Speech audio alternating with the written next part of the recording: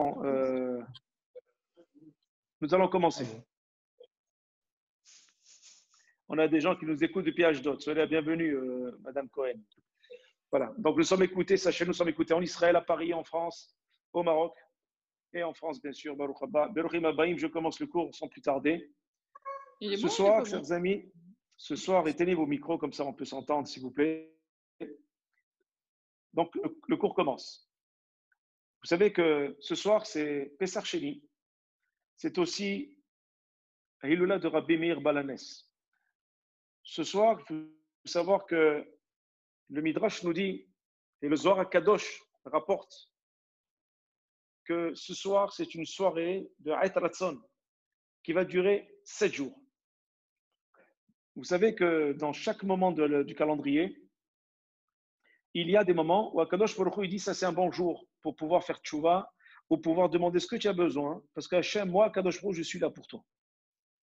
Je vous donne un exemple, le jour de Rosh Hashanah, le jour du Yom Kippour, Rosh Chodesh Nissan, ces moments-là extraordinaires. Ou bien lorsqu'on arrive à un moment de Pessah, le soir du Seder, où on parle l'El Shimurim ou l'Hachem. Il y a des moments dans le calendrier qui sont propices à la bracha, ils sont propices où on doit véritablement profiter, mais pleinement. C'est comme si on donnait des clés d'un coffre à quelqu'un. On lui dit dans le coffre, il est là, la clé, elle est là, le code, je te le donne. Tout ce que tu as à faire, c'est mettre la clé, appuyer sur le code et ouvrir et prendre le trésor qui est à l'intérieur. C'est exactement ce soir. À partir de ce soir, et pendant 7 jours, nous dit le Zohar HaKadosh, de Rabbi Shimon Bar Yochai. Dans la Hilula, c'est lundi soir et mardi.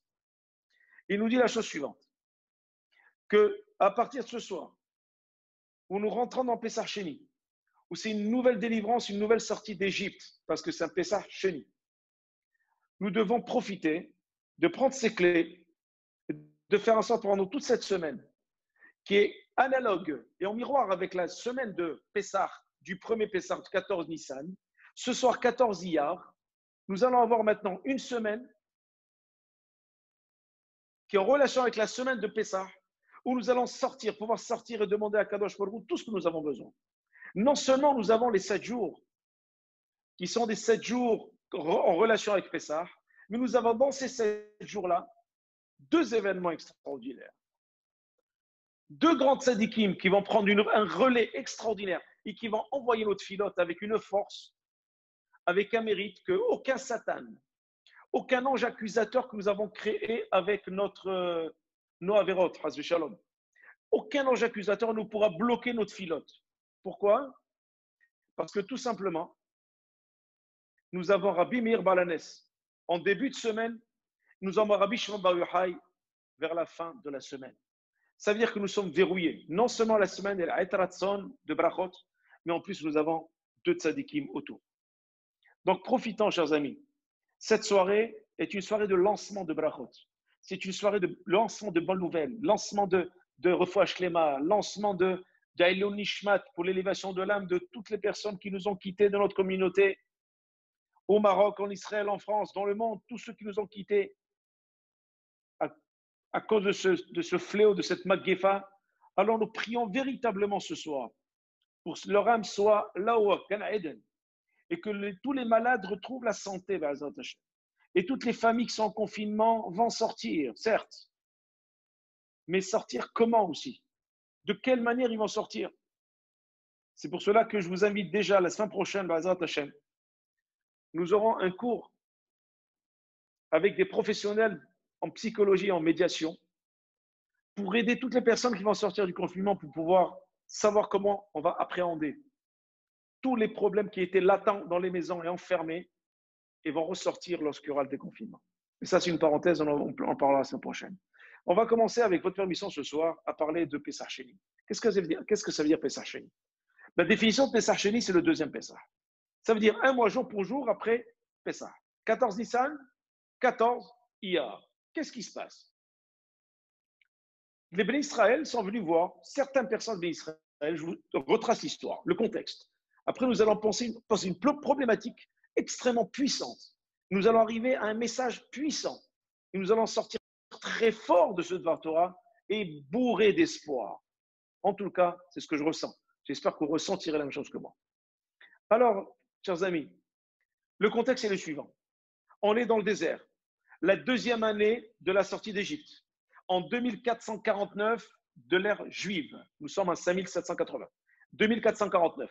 Puisque les Bénis Israël sont sortis d'Égypte le 14 Nissan 2448. Nous sommes aujourd'hui maintenant le 14 Nissan 2449, un an après. Voilà que Pessah va se passer. Mais comment se passait Pessah à l'époque? Pessah à l'époque, ce n'était pas le Seder que nous faisons aujourd'hui. Non. Tout cela est midi rabana, le Seder, le Karpas, et on fait la Haroset, l'œuf dur, etc. Tout ça, c'est midi rabanan. Mais à l'époque, c'était al matzot umrorim yochluhu. Le matzot avec le maror, il le mangeait avec le Korban Pessah, qui devait être mangé le soir du 14, la nuit du 14. On devait prendre un agneau, le griller, on ne devait pas casser un os, on devait le consommer durant toute la nuit, on pouvait l'acheter en s'associant de plusieurs familles, de la nuit du 14 au 15, et le matin arrivant, ce qui restait, on devait le brûler, il ne devait pas être du tout mangé. Ça, c'est la mitzvah du Korban Pessah qui est Minatora, chers amis. C'est la mitzvah Minatora. Il y a marqué dans la Torah, la halacha, Kol ha'arel lo yochalbo, vechol tameh lo yochalbo. Toute personne qui est harel, ça veut dire qu'il n'est pas circoncis, il n'a pas le droit de manger le Korban Pessah. Et toute personne qui est tamé, qui est impure, n'a pas le droit non plus de manger le Korban Pessah. De quelle impureté il s'agit? On ne peut pas comprendre, chers amis, parce que nous, aujourd'hui, on est tous impurs. Il s'agit de quoi? À l'époque, la pureté existait parce que le Beth Amikdash existait, le Mishkan et Beth Amikdash ensuite. Mais aujourd'hui, on est tous impurs. On n'a plus la vache rousse. On n'a plus ce qu'on appelle les cendres de la vache rousse. On n'a plus tous les éléments, le Kohen Gadol, qui peut constater, qui peut nous mettre en quarantaine ou pas. Même si aujourd'hui on a été en quarantaine. Et que quelque part, ça nous renvoie un petit peu à une personne qui est tellement nocif et anxiogène qu'on la met de côté. Mais ça, on va mettre de côté ce sujet. On en a déjà parlé. C'est pour cela que certaines personnes sont venues. Elles ont été voir Moshe en disant la chose suivante. Une plainte a été déposée devant Moshe. Et c'est une plainte extrêmement intéressante et instructive et constructive. Et c'est là-dessus que nous allons baser notre problématique et notre réflexion ce soir. Ils vont dire à Moshe, pourquoi Moshe, nous, on ne peut pas, nous avons été privés et punis de manger le Korban Pessah parce que nous sommes impurs. Et notre impureté, elle vient d'où? Elle vient parce que nous faisons partie de la Hevra Kadisha. Nous sommes en train de nous occuper d'enterrer les morts. Parce qu'il faut savoir que dans le désert, les gens mouraient de vieillesse. Et vous savez très bien que ce n'est pas la génération qui est sortie d'Égypte, sauf quelques-uns qui est rentré en Eretz Israël. C'est la deuxième génération, vous le savez, suite à la faute des explorateurs. Donc des gens mouraient. Il fallait qu'il y ait le service du dernier devoir, comme chaque communauté a l'obligation d'en avoir un. Et la Havra Kadisha, c'est une mitzvah extraordinaire qu'on appelle dans le jargon de la halacha Chesed shel Emet. C'est un Chesed de Emet, véridique, authentique. Parce qu'on ne peut pas avoir de retour. Alors ils l'ont dit, nous on a fait une mitzvah d'enterrer des morts, on a été impurs. Et quelqu'un qui touche un cadavre pour l'enterrer, il est impur 7 jours. Il va en dehors du camp. On le met en quarantaine. Et à la fin des 7 jours, il réintègre le camp en allant au mikvé, en amenant un korban, il peut réintégrer son domicile. Donc si pendant ces 7 jours-là, ces 7 jours où il est impur, tombe Pessah, il est privé de Pessah. Il ne peut pas manger korban Pessah. Donc ces gens-là qui étaient touchés parce qu'ils faisaient Havra Kadisha, ils ont dit à Moshe, pourquoi on a été punis? Non seulement on fait une mitzvah, mais en plus on est punis, on ne mange pas korban Pessah. Pourquoi nous, on est privé de manger le korban Pessah? Pourquoi nous, on est privé d'accomplir la mitzvah du korban Pessah? Question extrêmement légitime. Vous en conviendrez. Une question exceptionnelle. Et maintenant, la question est encore plus forte, on peut aller plus vite, plus loin, en disant, pourquoi nous devrons-nous avoir une double peine, une double punition? On est en quarantaine et en plus on ne consomme pas le Korban Pessah. On a les deux punitions. Est-ce que nous on a été tamés parce qu'on a fait une avéra? On n'a pas été lépreux, comme la paracha de Tazria Metzora. On n'a pas dit la Shonara. On n'a pas fait de médisance. On n'a pas fait de Motzi Shemra. On n'a pas fait de Rechilut. Tout ce qu'on a fait, chers amis, tout ce qu'ils ont fait, c'est s'occuper d'enterrer des personnes qui sont décédées. Une grande mitzvah. Cette question, chers amis, elle est très surprenante. À première vue, Parce qu'ils savaient bien que celui qui est impur ne peut pas consommer le Corban Pessah. Puisqu'ils le savaient eux, pourquoi ils ont posé cette question? Mais cette question est légitime, chers amis. Pourquoi? Parce que quelque part, ne pas consommer le Corban Pessah, sachant qu'on est situé à 1 an après la sortie d'Égypte. Donc c'est très frais encore, on est encore esclave. On se sent encore esclave, on est à peine sorti d'Égypte il y a 1 an. Donc on est vraiment encore dans l'histoire de la sortie d'Égypte. Nous, ça fait déjà plus de 3500 ans. Mais cette question, elle est vraiment à leur honneur. Pourquoi? C'est le souci de faire une mitzvah. Chers amis, la réponse à cette question, elle va nous intéresser au plus haut point. La réponse est celle-ci.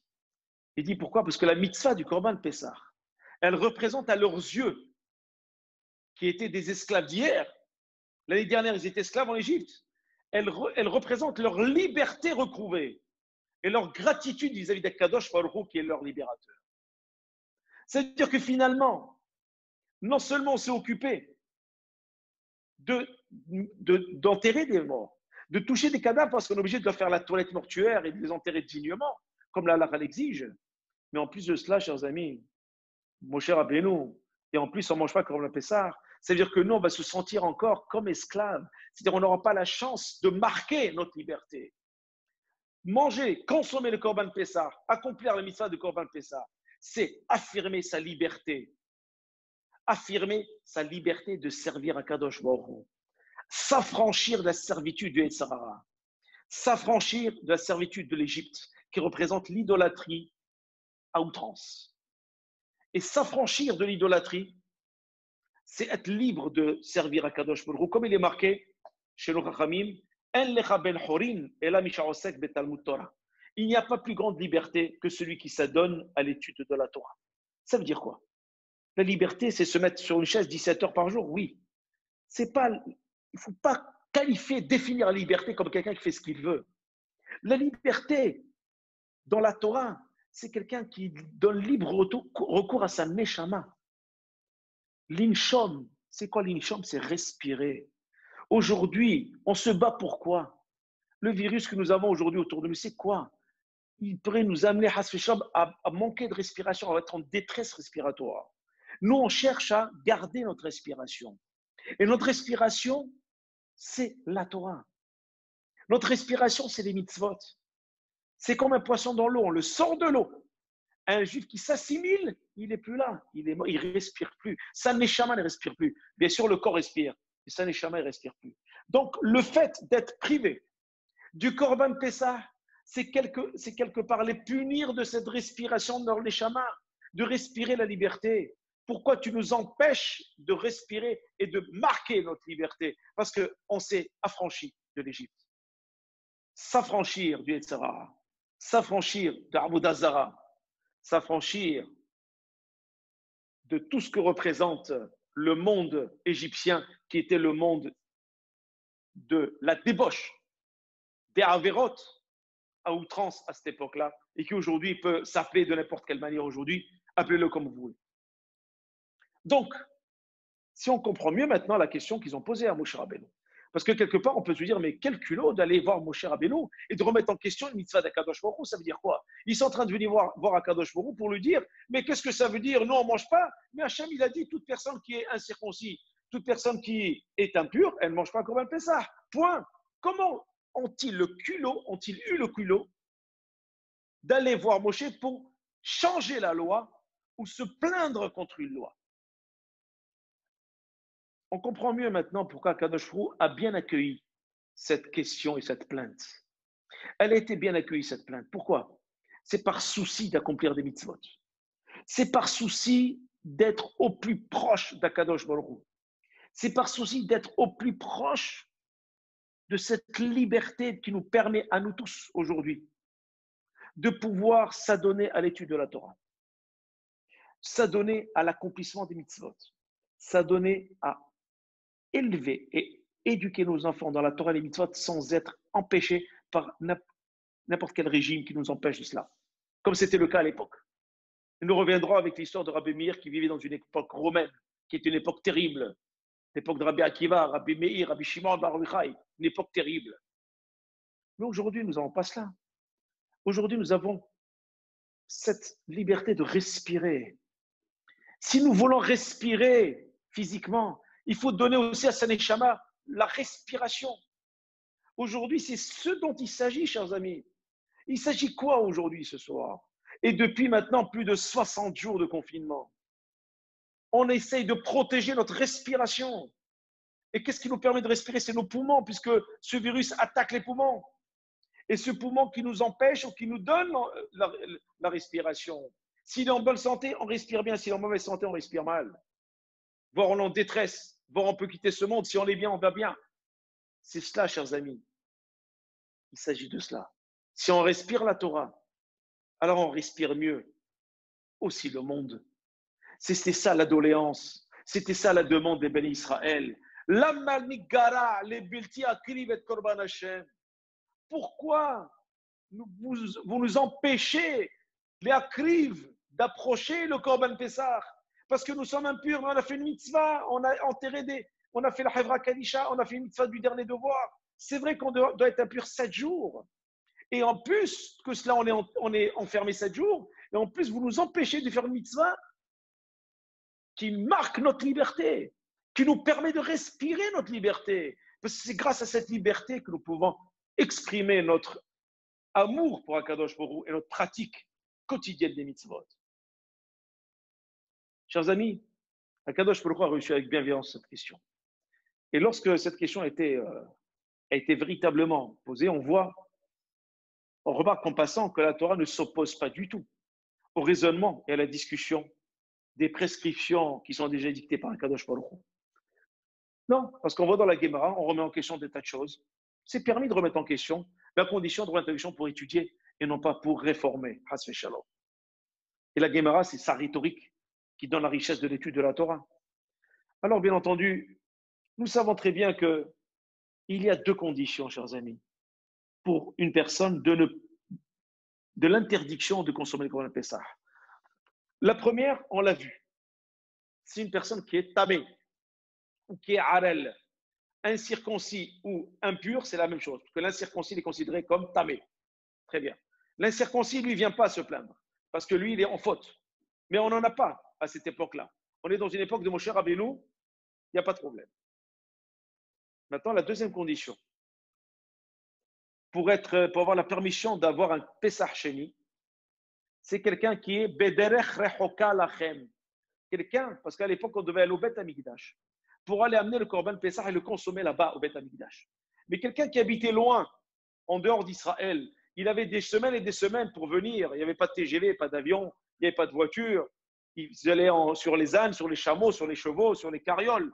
Ils mettaient des semaines. Il y en a qui ne pouvaient pas venir, qui n'avaient pas les moyens de payer ces voyages. Il y en a qui étaient malades, qui ne pouvaient pas supporter des voyages extrêmement longs, qui duraient peut-être des fois des semaines.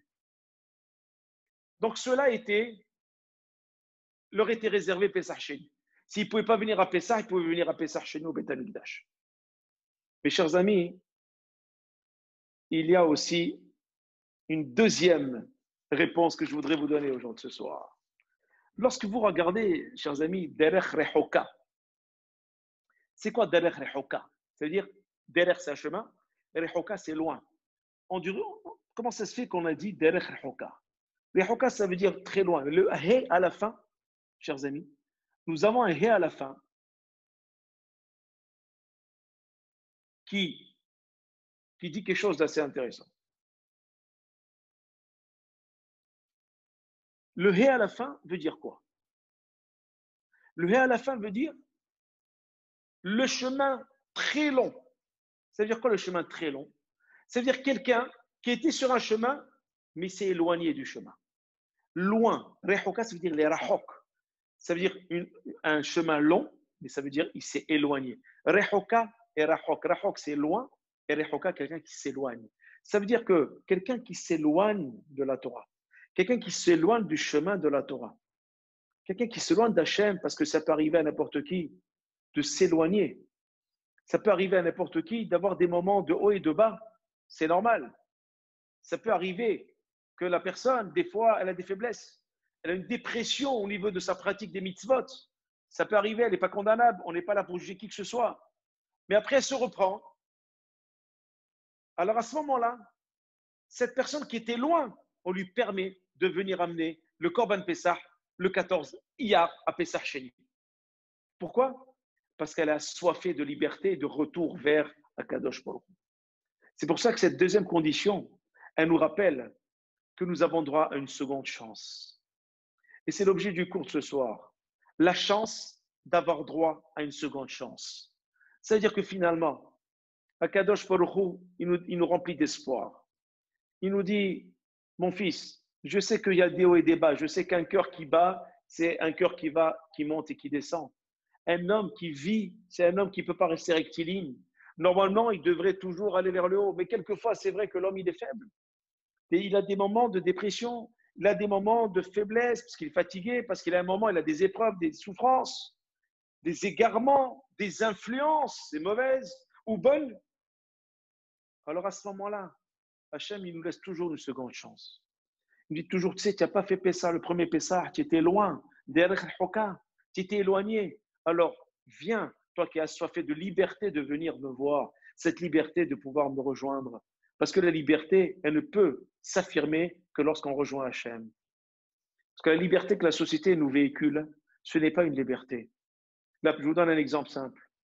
Si vraiment on était libre, imaginons vous êtes en voiture, vous roulez sur un boulevard, vous avez un feu rouge, vous brûlez le feu rouge. Un gendarme vous arrête. Il vous dit, retrait de permis, tant et tant d'argent, et vous allez voir le juge, vous êtes convoqué. Vous allez lui dire, monsieur l'agent, mais je suis libre, je suis en démocratie, je fais ce que je veux. Qu'est-ce qu'il va vous répondre? Vous êtes bon à l'asile psychiatrique, monsieur ou madame. Pourquoi? Parce que la liberté, ce n'est pas une définition de liberté. La liberté, elle est balisée. La liberté, c'est de laisser l'autre aussi vivre. La liberté, c'est que tu as fait passer le feu rouge, tu aurais pu tuer quelqu'un d'autre. Et donc, tu es vraiment libre, certes, mais à un moment, elle s'arrête ta liberté. Tu ne fais pas ce que tu veux. La Torah, c'est la même chose. Hachem te laisse un champ d'action dans ce monde, mais c'est balisé et encadré par la Torah. Pourquoi? Parce qu'il sait que se remettre de la Torah peut te faire que du bien et t'équilibrer dans ce monde. Il le sait pertinemment que sans cela, tu es perdu. Comme le gendarme, il sait que si tu brûles le feu rouge, tu peux en mourir. Quelqu'un peut te rentrer dedans. Il le sait. Toi, tu dis non. Je fais ce que je veux. Il n'y a personne. C'est pas grave. Non. C'est la loi. Parce que lui, le gendarme sait qu'il te protège. Et en te punissant, c'est pour te réveiller pour ta protection. Parce que tu t'es égaré. Parce que tu t'es éloigné. Parce que tu t'es révolté. Parce que tu t'es cru supérieur à la loi. Supérieur à Kadosh Baruch Hu, en disant que la liberté, c'est faire moi ce que je veux. Non. La liberté, certes, c'est faire ce que je veux, mais faire quelque chose qui te fera du bien. Et le bien aux gens. Et comme vous savez très bien, quand l'Israël Arevim est basé, tout le peuple d'Israël est garant l'un aux uns et aux autres. Donc nous devons tous ensemble, comme on le fait depuis plusieurs jours, plusieurs semaines, lorsqu'on fait des Dvar Torah tous ensemble, toutes les personnes qui écoutent ces Dvar Torah, on est tous ensemble dans le même bateau. Pourquoi? Pour respirer la Torah, afin qu'Akadosh nous donne une bonne santé pour pouvoir respirer tout court et continuer à respirer pour en faire profiter encore d'autres et d'autres et d'autres et nos familles après ces épreuves-là et pour une longue vie sereine et heureuse. C'est pour cela, chers amis, que ces deux conditions, je reviens, pour le Pessah Sheni, la première, c'est si quelqu'un est éloigné, il peut revenir, il a une deuxième chance. Si quelqu'un il s'est occupé d'un mort pour l'enterrer, il est tamé, il est impur, il peut faire un deuxième Pessah pour lui. C'est pour cela d'ailleurs. Pourquoi? Parce qu'il a droit aussi à ressentir cette liberté. Il a droit aussi de marquer l'anniversaire de la sortie d'Égypte, de la sortie de l'esclavage. L'esclavage, ce n'est pas travailler. Il peut y avoir des gens à l'extérieur, il peut y avoir des PDG, des milliardaires, mais qui sont esclaves. Il y a des gens peut-être qui n'ont pas le sou, mais qui étudient la Torah, ils savent très bien où ils sont. Ils sont équilibrés dans leur vie parce qu'ils savent qu'il y a des Torah, mitzvot, ma'asim tovim. Ils ont une famille dans le bon derrière, dans le bon chemin, une bonne éducation. Ce sont les gens les plus heureuses, les personnes les plus heureuses du monde. Pourquoi? Parce qu'elles ont compris. Elles ont compris que lorsqu'on respire la Torah, on respire bien le monde. Et lorsqu'on respire la Torah, on transpire la Torah aux autres. Lorsqu'on respire bien, lorsqu'on court, on transpire. Et pourquoi on transpire? Parce que la respiration, elle va plus vite. Parce qu'on est mitzvah, goreret mitzvah. La mitzvah, elle engendre une autre mitzvah. Alors on a posé la question, quelle est la récompense d'une mitzvah, puisqu'on n'en a pas? Hachem, il t'a donné une petite récompense pour toi. C'est quoi? Ben, la récompense d'une mitzvah, c'est d'en faire une autre. Ah bon? Eh oui. C'est de te donner la vie et la santé pour en faire une autre.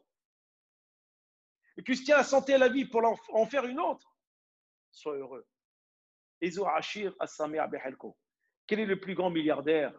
C'est celui qui se suffit de ce que Hachem te donne. Il te donne. Ce qu'il te donne, c'est suffisant. Si tu arrives à réaliser que ce que Hachem te donne suffit, alors tu seras toujours en situation où Hachem te donnera. Parce que tout ce qu'il te donnera, tu seras heureux. Quoi qu'il te donne, tu dirais, il m'a donné. Mais une personne à qui on donne, elle ne se suffit jamais de ce qu'on lui donne. Elle dira toujours, on ne m'a rien donné. Donc si on ne m'a rien donné, un jour ou l'autre, Has Shalom, réellement, on ne te donnera plus. C'est pour ça, chers amis, il faut revenir un petit peu à la réflexion de Pessah Sheni. Et je continuerai sur ce sujet quelques instants avant de passer à Bimir Balanès. C'est que justement, à cet effet, la Torah, elle tient à ce que tout membre de la communauté, puisse participer à la célébration de notre libération. C'est quoi? C'est Pessah. Donc celui qui est capable de faire Pessah, le premier, il fait Pessah Sheni.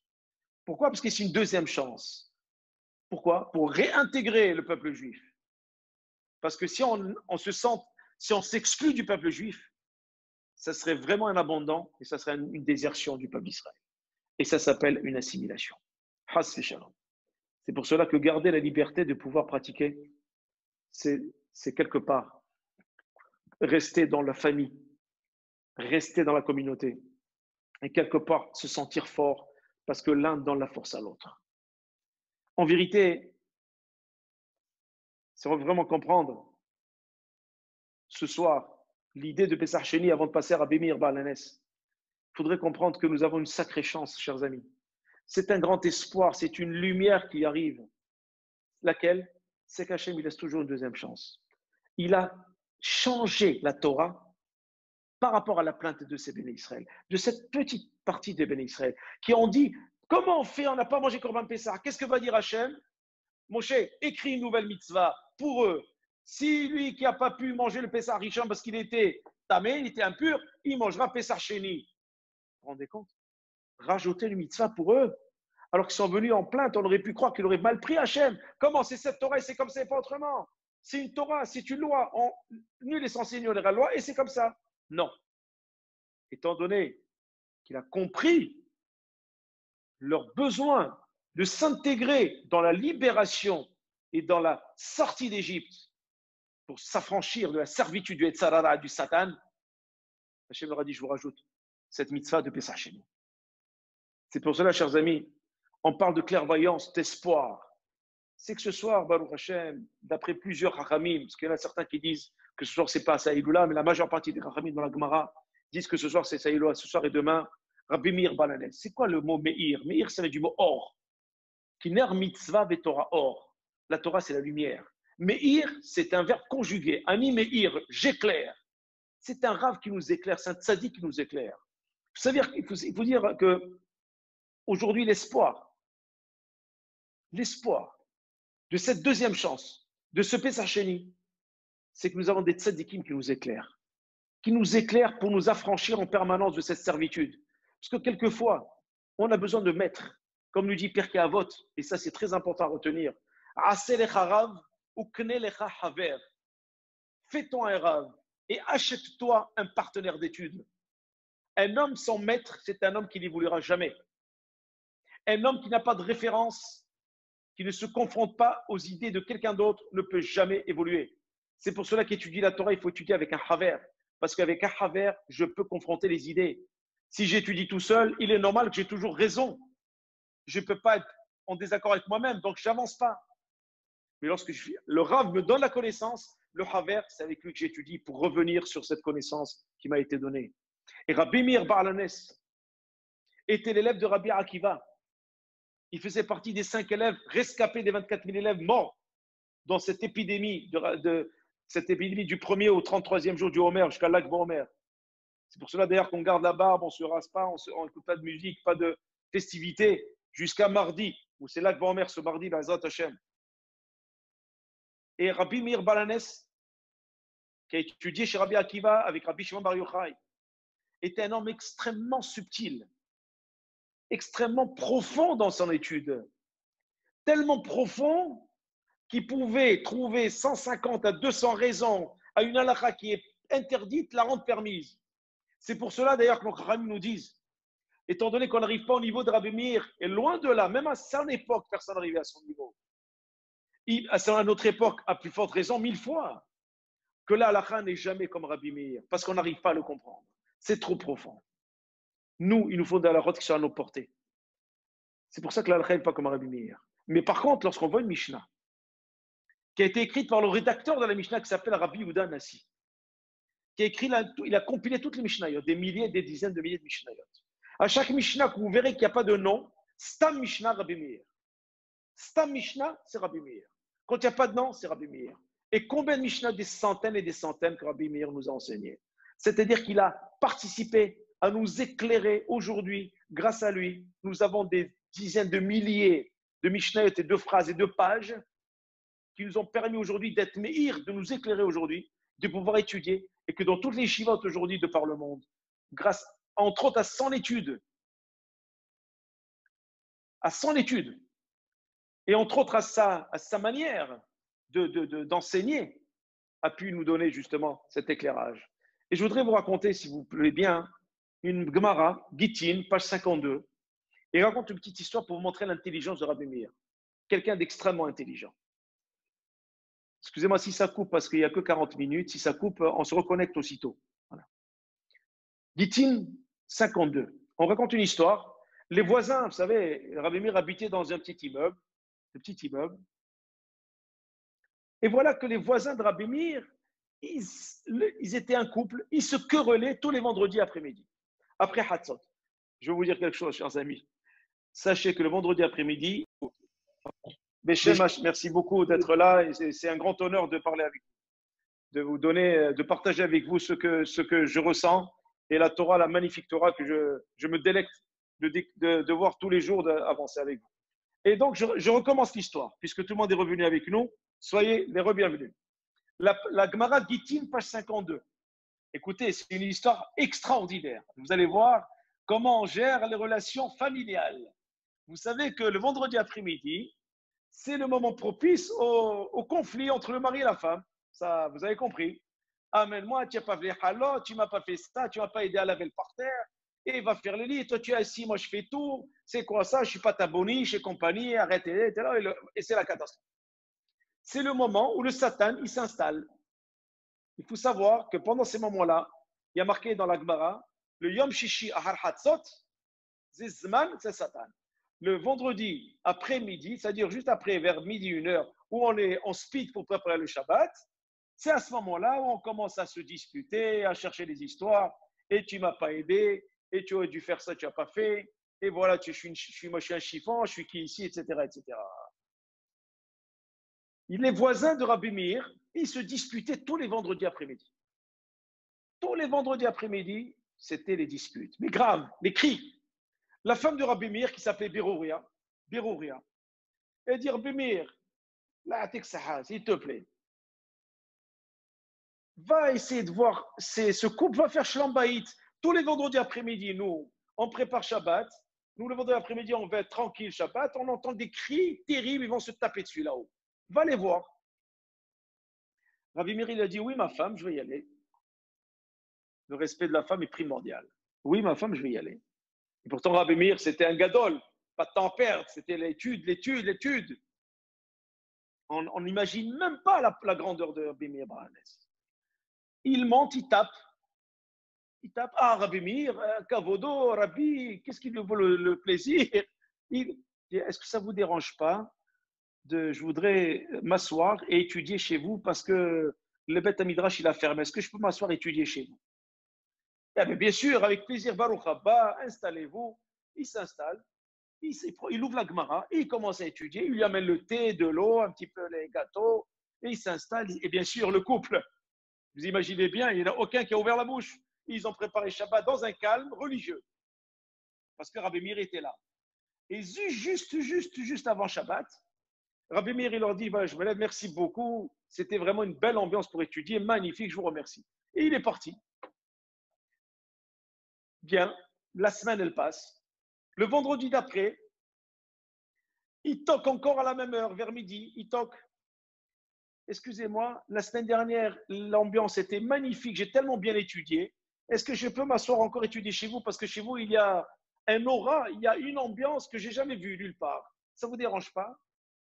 Et puis bien sûr, Rabbi, bien sûr, quel kavod. Il s'est assis, il a passé toute l'après-midi à étudier jusqu'à quelques minutes avant Shabbat, il est rentré chez lui. Et grâce à ça, il n'y avait aucun problème entre le mari et la femme. Et on n'ose pas crier à sa femme et à son mari. Rabbi Meir est à la maison. Donc c'était le Shalom Bayit. Maintenant, Rabbi Meir, la troisième semaine, troisième vendredi, tac, tac, tac, tac, ils ouvrent, ils trouvent encore Rabbi Meir. Ils ont les yeux. Elle dit, celui-là, il a pris l'abonnement. Qu'est-ce qui se passe? Je dis, écoutez, moi personnellement, j'étais très, très perturbé de vous voir, vous quereller la veille de Shabbat, où le Shabbat s'appelle Shabbat Menouha, s'appelle un Shabbat de repos, de sérénité, de jubilation. Il y a marqué dans la Torah, avec Arata, la Shabbat Oneg, tu appelleras le Shabbat jubilation. Vous, c'était le conflit, c'était le darba, c'était la cour. Je te crie, tu me cries, qui a raison, on compte les points. Mais maintenant, je vais vous faire une grande baracha, c'est que je vais étudier chez vous une troisième fois. Parce que chaque fois que je suis chez vous, il n'y a pas de problème. Donc ça veut dire que vous êtes capable d'être tranquille, leur faire en sorte. Étant donné que c'est la troisième fois que j'étudie chez vous, il y a marqué dans la Gemara, lorsqu'on fait 3 fois la chose, on a Hazaka. C'est quoi Hazaka? Ça veut dire que les choses sont posées, c'est fini, c'est réglé. Il dit maintenant je vais étudier chez vous une troisième fois, troisième semaine. Comme ça, le Hazaka, il n'y aura plus le conflit chez vous vendredi après-midi. Pourquoi? Parce que le vendredi après-midi, le Satan, il est bouillonne.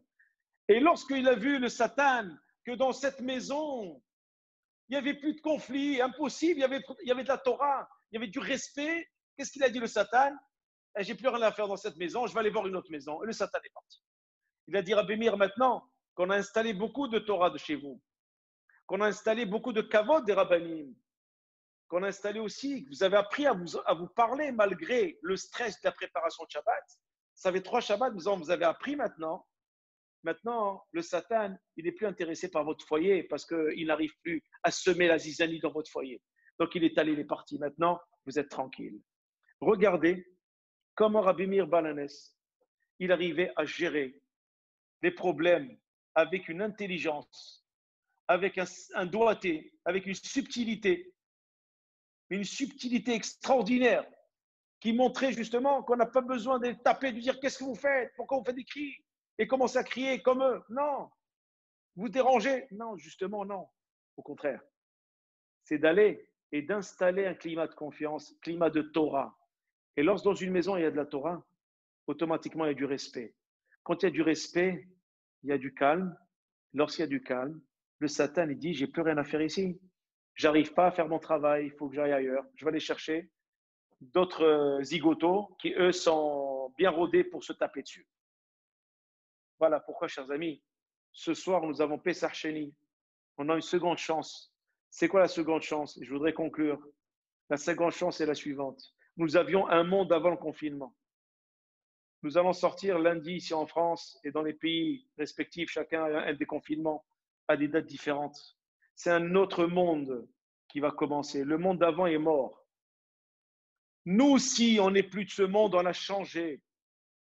J'entends ici et là, on va reprendre notre vie normale. Non. Celui qui dit je reprends ma vie normalement, il n'a rien compris. Tu ne vas pas reprendre la vie normalement, non. Tu vas reprendre une vie d'activité, de réussite, d'atslacha, de fashlema, de tout. Mais totalement changé, avec un regard différent. Parce que le monde est différent, tu ne vas plus le voir de la même manière. Si toi, tu as le même regard sur le monde, alors tu es en décalage avec le monde. Et à ce moment-là, tu ne vivras pas équilibré. Tu auras un problème, un gros problème. C'est que tu n'as pas compris les raisons de ce confinement, les raisons de cette épreuve. Et c'est pour cela que Pessah Sheni et Rabbi Meir Balanes, il n'oublie pas, Rabbi Shimon Bar Yochai, c'est le jour du confinement, lundi soir. Ce n'est pas un hasard tout ça, chers amis. Nous sommes dans une semaine Ce n'est pas un hasard si tout se décide dans cette semaine-là. Regardez, cet après-midi, notre ministre qui commence à parler, qui commence à annoncer de bonnes nouvelles. Voilà, on va sortir et c'est vert par-ci, et c'est bleu maïri par-là, et rouge par-ci. On commence à parler déjà d'ouverture parce qu'on commence à rentrer dans les bonnes nouvelles. C'est la semaine du Dil Zohar Kadosh où Hachem nous laisse une deuxième chance. Lorsqu'on va sortir de ce monde qui est parti pour vers un nouveau monde avec de nouvelles personnes que nous sommes, il faudra considérer ça, chers amis, comme une seconde chance pour se rapprocher d'Akadosh Baruch Hu, de sortir de son esclavage, parce qu'on a été esclave. Si on a été mis dans cette épreuve, c'est qu'on a été esclave de nos pulsions, de nos carences, de nos défauts, de nos problèmes, de notre routine, de nos habitudes qui ont rendu notre vie spirituelle poussiéreuse, qui l'ont complètement déformée, qui l'ont défigurée, qui l'ont déstructurée et qui nous ont mis en situation où c'est comme ça et pas autrement. Et bien aujourd'hui, Akadosh Baruch Hu a tout explosé pour reconstruire. Voilà pourquoi, chers amis, ce soir, le sujet que j'ai traité avec vous ce soir, et je vous remercie de m'avoir écouté, est un sujet brûlant d'actualité. Pessar Sheni, début d'une semaine de bonnes nouvelles, le Zohar HaKadosh explique que de belles choses, que de belles dispositions. Vous avez les clés, Hachem nous a donné les clés et le code, vous avez tout ce qu'il faut. Le coffre est là, la clé est là, ouvrez. Mais si vous ne donnez pas la peine d'aller ouvrir, vous ne pouvez pas prendre le trésor qu'il y a dedans à l'extérieur, vous savez, les brachot d'Hachem. Ça, c'est cette semaine qui arrive. Et nous avons Rabbi Meir et Rabbi Shimon, les deux tzadikim, qui par le mérite vont nous aider à intercéder auprès d'Akadosh Baruch Hu pour que nous réussissions tous ensemble notre mission. Nous réussissions notre changement, nous réussissions notre transformation. Et qu'il prie pour nous que nous ayons une vie heureuse, pleine, totalement changée, avec un regard différent, et que nous soyons tous ensemble, Ezrat Hashem, réunis très très prochainement, pour pouvoir faire le Pessah, véritablement Korban Pessah, tous ensemble, dans une reconstruction du Beth Amikdash, qui cette fois-ci sera éternelle, parce qu'il sera construit par Akadosh Baruch Hu lui-même. Tous ensemble, de notre vivant et en bonne santé, dans la joie et l'allégresse autour de Jérusalem, dans le Beth Amikdash, Bibra Be'amenu, Amen, Kene Ratza. Merci beaucoup de m'avoir écouté. Et bien sûr, que le mérite de Rabbi Marabanès et Rabbi Shimon Yochai, on peut remettre les micros pour se dire bonsoir.